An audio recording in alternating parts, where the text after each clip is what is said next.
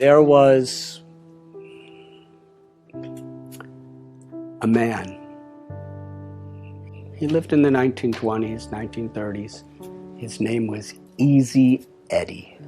Easy Eddie was a super empowered attorney.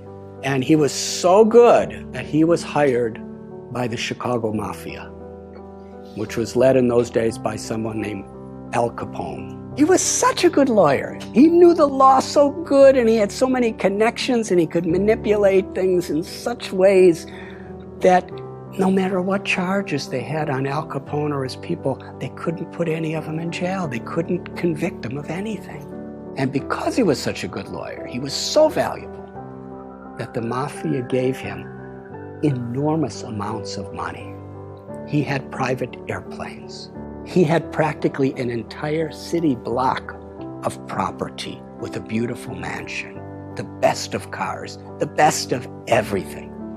And his son, he could do anything he wanted. But Easy Eddie was thinking, I've given my son everything. Everything money could buy. But there's one thing I haven't given my son. I haven't given him an example of a father that he could be proud of. And he thought about this for some time.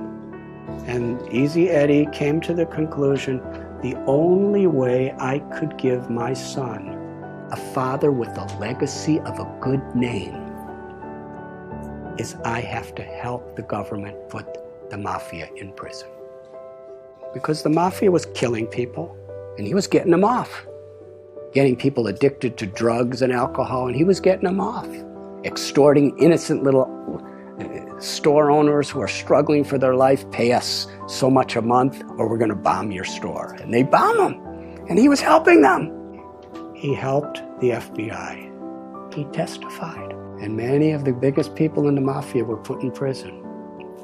He knew full well that he would be killed for doing this. And one day he was riding in his car and another car came by and several people with machine guns filled his body with bullets, and he laid on the street dead. He paid a very high price to give his son a father who he could be proud of. That's a high price, but for him it was worth it. Now I'm going to tell you another story. There was a man. He was in the United States Air Force during World War II. And he was on a battleship called the USS Lexington. And he took off from his ship with a squadron of other airplanes, maybe 6 or 7, to go fight against the Japanese.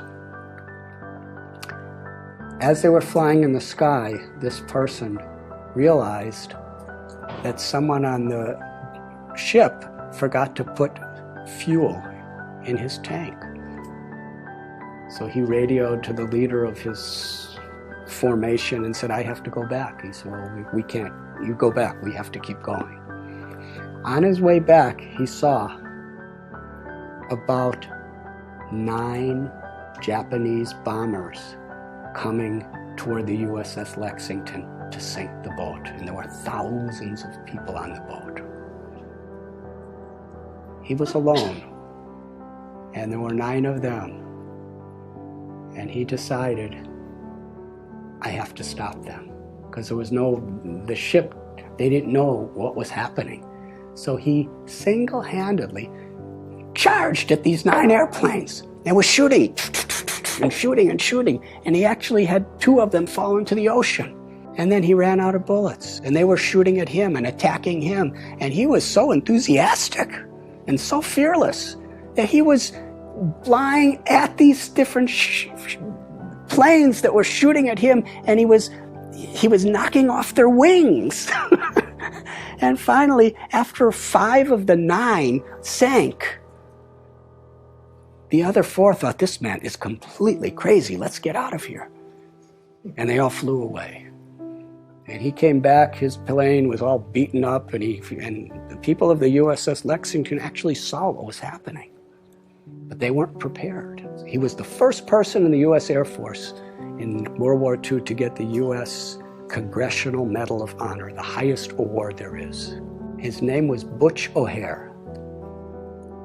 And the airport in Chicago, O'Hare Airport, is named after him. He's considered one of the greatest heroes of American history because he was willing to sacrifice his own life for the higher cause of others. What makes this story so interesting is Butch O'Hara was the son of Easy Eddie.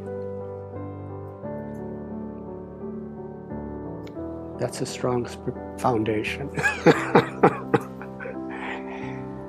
What are we giving our children? I have seen in my life traveling around, I've been wandering around this planet for 63 years now.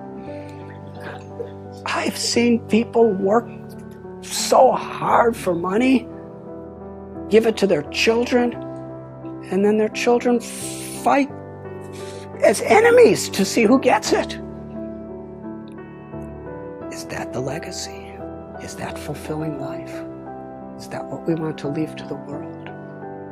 Our values, our character, the grace and the compassion, the love that flows through us is the greatest contribution we could make to our own life, to God, to our families, and to the world. And when we have those values, and we work and we build that foundation through good company and good practices and good decisions, then we could have a wonderful, fulfilling, meaningful life beyond birth, beyond death. And we could leave that as a legacy for the world.